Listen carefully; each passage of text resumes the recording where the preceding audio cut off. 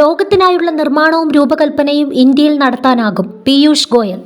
India US വ്യാപാര കരാറിൽ പാർലമെന്റിൽ പ്രസ്താവന നടത്തി വാണിജ്യമന്ത്രി പീയൂഷ് ഗോയൽ. കൃഷി, പാൽ തുടങ്ങിയ തന്ത്രപ്രധാന മേഖലയ്ക്ക് കരാറിൽ സംരക്ഷണമുണ്ടെന്നും അത് ഇന്ത്യയുടെ വിജയമാണെന്നും അദ്ദേഹം പറഞ്ഞു. ഒരു വർഷത്തോളം നീണ്ട ചർച്ചകൾക്കൊടുവിലാണ് കരാർ യാഥാർത്ഥ്യമായതെന്നും പീയൂഷ് ഗോയൽ കൂട്ടിച്ചേർത്തു. പ്രതിപക്ഷ പ്രതിഷേധങ്ങൾക്കിടെയായിരുന്നു അദ്ദേഹത്തിന്റെ പ്രസ്താവന.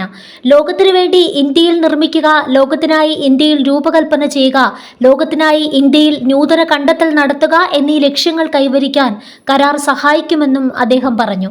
ചെറുകിട ഇടത്തരം വ്യാപാരികൾ, വ്യവസായികൾ, തൊഴിൽ വിദഗ്ധർ എന്നിവർക്ക് അവസരം നൽകുകയും നൂതന സാങ്കേതിക വിദ്യകൾ എളുപ്പത്തിൽ ലഭ്യമാക്കുകയും ചെയ്യുന്നതാണ് വ്യാപാര കരാർ. ഇന്ത്യ US ബന്ധം ശക്തിപ്പെടുത്തുന്നതിനും വികസിത ഭാരതം 2047 ലക്ഷ്യത്തിലേക്കുള്ള നമ്മുടെ പ്രയാണം മുന്നോട്ട് കൊണ്ടുപോകുന്നതിനും ഒരു വലിയ ചുവടുവയ്പ്പാണിത്. ലോകത്തിലെ ഏറ്റവും വലിയ രാജ്യങ്ങൾ തമ്മിലുള്ള ശക്തമായ ബന്ധത്തെയാണ് ഇത് പ്രതിഫലിപ്പിക്കുന്നതെന്നും പീയൂഷ് ഗോയൽ പറഞ്ഞു.